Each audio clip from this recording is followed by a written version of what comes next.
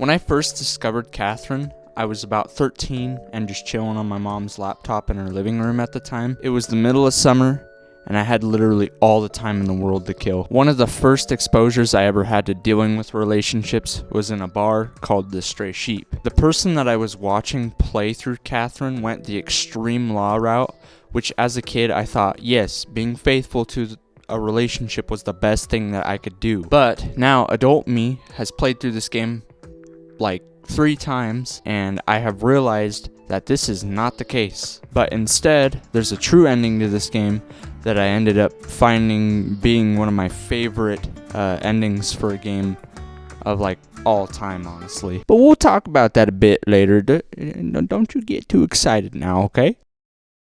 Catherine is a game that is as deceiving as the cover girl for this game is. Atlas made the decision to center this game around dating and to market it to you with big anime badongers.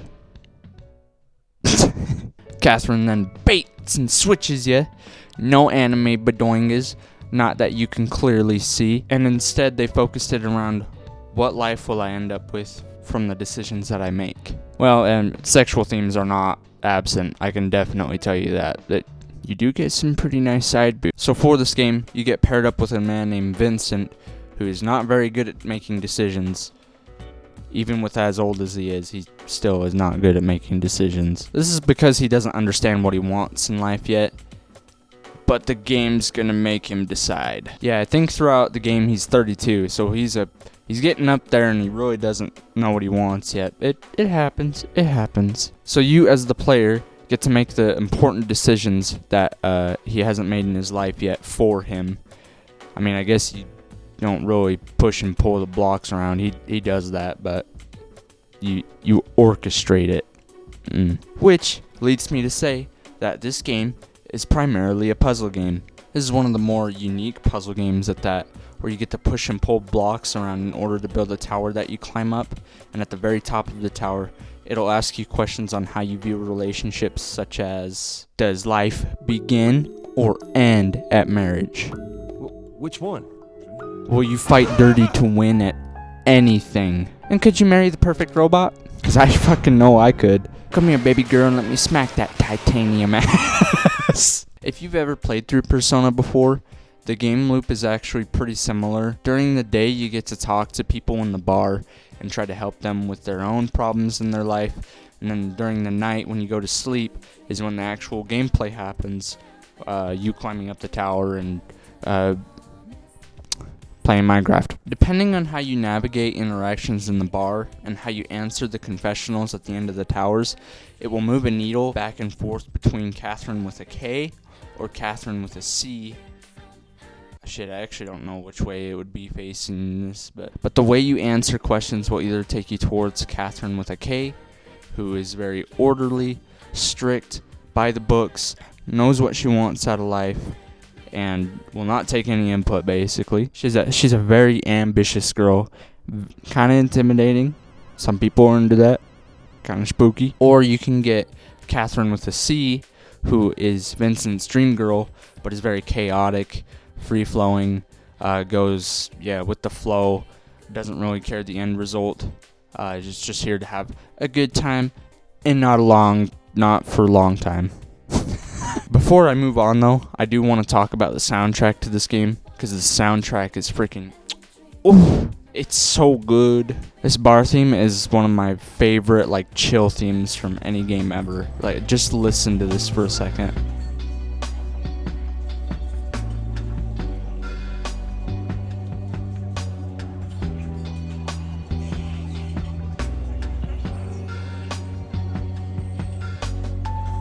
So before I get to talking about the girls, I'm going to label Catherine with the K, just K, and Catherine with the C, just C.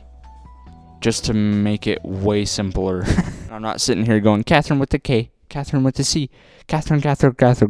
So what the hell is the deal with these two Catherines? Well, the game starts off with Vincent being in a relationship with Catherine with a K, and the relationship isn't really progressing anywhere. K wants it to, and Vincent just does not want to commit. He normally goes to a bar called the Stray Sheep, and he gets drunk with his friends there, and then heads home, and then wakes up to do it all over again. The drama starts in the game where a girl sits down with Vincent. It's C. And pretty much hard forces herself onto him, and he doesn't know if he should say yes or no because he honestly just doesn't know what he wants yet. Oh, let me tell you something. He's also drunk. They end up sleeping together. Cheating is bad. Do not do this, okay? And the next morning, Vincent wakes up with immense guilt and shame. That is so bad, Vincent, bro. What are you doing? He messed up. A lot of drama now. She reveals to him that her name is Catherine, which is the same as his girlfriend's name. I hope you liked my Catherine. Yeah, I'm sure that this is not going to cause problems later with communication. Vincent then hides the girls from each other because of that indecision problem he has. And he also starts having intense nightmares about being a sheep man, climbing a block of towers, which is explained later in the game. But I will give you a base overview just so you can at least understand what the hell I'm talking about. So the pulling and pushing blocks is like probably 80 or 90% of the gameplay. It is a lot of pushing and pulling blocks. It is just like Minecraft. You know, you thought I was joking. It's just like Minecraft.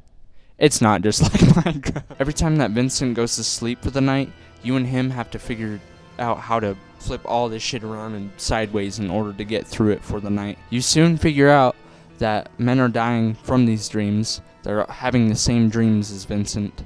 And Vincent will die too if he doesn't make it through the tower at the end of the night.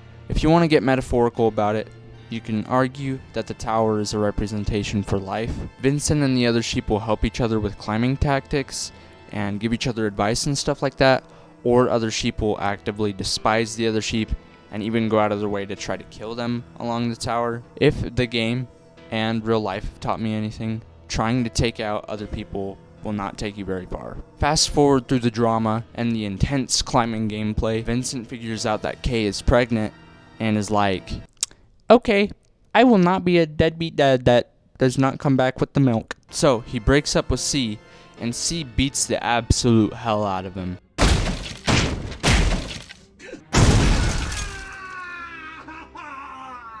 Trust me, bro, you dodged the bullet on this one. It's worth the beating. The next day, Vincent finds C in his bed. Then Kay drops by the apartment, and then the two come to a head. Ooh, the drama, bro! You go through a crazy tower event where you help Kay climb, being chased by this giant demonic version of C. Well, I guess it is C, but just the demon version. Plot twist! This was another dream state. Vincent then wakes up and was like, oh my gosh, that was crazy. And Kay is like, what are you talking about? I'm here to break up with your ass. This breaks Vincent's heart, and he finds himself at his lowest point in his life and doesn't know what direction to take it. The choices you made throughout the game gives you a better version of the girl's ending that you lean towards. So the more you're committed to a girl, the more that you made choices towards a certain girl, it gives you a better version of the ending that you can get with the girl. There is a third route you can go though. Okay, hold on. I want to take off this for this next part. Pretty sexy, goddamn. So there is a third route that you can go though. You basically look at both of these ladies and you go, you women are pretty insufferable. So, nah.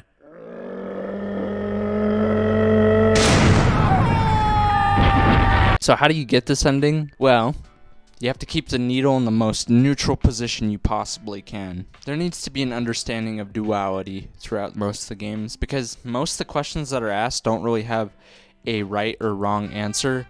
They just have good and bad to both of the answers. Like, for example, with the marriage question, does life begin or end at marriage? There's not really a correct answer to this, because if you actually look at it, it's a phase of your life ending, but a different phase of your life beginning. And that's just kind of the nature of most things anyway. Towards the climax of this game, Vincent is asked the ultimate choice. Are you ready for a life of chaos or a life of peace? To actually get the ending we want, we have to reject both of these and just choose a life of living alone, but in your truth. Vincent then has a daddy up moment where he realizes his desires and then makes a bet that is either gonna make his dreams in the moment or break them. My man's just gets some cojones out of nowhere. Regardless of the result of the bet, Vincent has realized that he dreams of going to space now, consciously, is now going to pursue it. This is the best ending to me, and this is the one that should be considered canon over the Catherine with a K ending, in my opinion. I think that the canon ending should be giving up love in order to pursue personal ambition. Now, Cujo, why would you say give up love? What is wrong with you? What good is an ambition without being able to share it with anybody? Huh? Well, you can argue that you're sharing it with yourself, but this is a question that's answered actually in the full body remake of the game with a different Catherine. How do you say your name, dude? It's Catherine? I don't know. The true ending you can get with Rin in that game is Vincent actually gets to realize his dream, and he gets to be Rin's manager in an alien society. Spoilers. His dream does still come first in this ending, by the way, mind you. The reason that I love the True Freedom ending specifically over all the other endings is because Vincent chooses himself over all of his other love options. He technically does with Rin too, but I can't really relate with it because I haven't had a healthy romantic dynamic yet. Oh, put me in the casket, put me in a grave. Sad. I've had to choose myself over some romantic interests, and the beauty in doing that is now that I love myself the most, I'm able to give it out freely because I make sure that my needs are met first. Which to me, I think that means actively loving yourself. And I'm okay with this because I get to pursue the things that I want to pursue now, and that's how life should be. And if someone wants to be along for the ride for you chasing your dreams and stuff like that, then that's when it should happen. That's when the romance should happen. But romance should be a second to that, and you should only have to make slight adjustments in order to make something work. Ironically, when you give up love for another person, making another person your number one, and then making yourself number one, that is when you experience true love. I think our culture actually romanticizes romance, as much of a paradox as that statement is. We have a lot of media thrown at us constantly through like movies, games, social media, music. There's probably more mediums that I can't think of right now. They make it seem like it's this really explosive, like I have to earn this person in order to prove to them that I love them, and it's just not. I don't think that's it, bro. To me, that isn't love. To me, that's like a strong infatuation, and that's what's led Vincent to both these people. To me, any form of love is really calm and it's really quiet. It's most the people in your life that you take for granted all the time. For me, it's my family and my friends, my little siblings, easily. These are people that you don't even have to think twice about, that you know have your back. If you're anything like me, it's the people who you are ranting to, not who you are ranting about. I think that's how romance should be in our culture, and at least that's what I would want for me when the time comes. Before that time comes, though, recognition should go to Vincent and yourselves. Because with all the tools at Vincent's disposal, Vincent is able to do things that most individuals in the game aren't able to do just because he fully believes in himself. There's multiple sheep in his climb that teach him how to climb and how not to climb, and bringing it to metaphor again, there's probably a similar dynamic for people in your life too. There's going to be people who mentor you and model how you should move through life. There's going to be people who show you what not to be and who you don't want to be. Take all these lessons and integrate them into your climb, because as a result, you will become the best climber.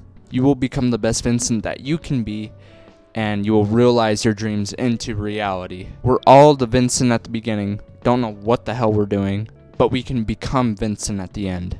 Wrestling sanity. That's where all the big money's at. Let me put all of it on feather. Maybe you'll run into romance along the way, but that should just be the cherry on the cake, and not the whole cake, because that cake is a lie.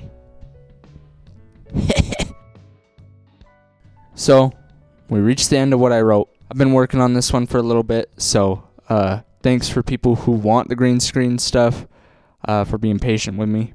You might notice that I am wearing a pretty cool shirt. You can get this shirt on Teespring. Mostly just made it for myself because I wanted a cool looking Catherine shirt with the font I like to use. So if you would like to get something with the design, the link's going to be in the description. You can do all the YouTube stuff, subscribe, like, follow me on Instagram, all the cool stuff. Yeah. But yeah, that's all I have for this one. So goodbye now.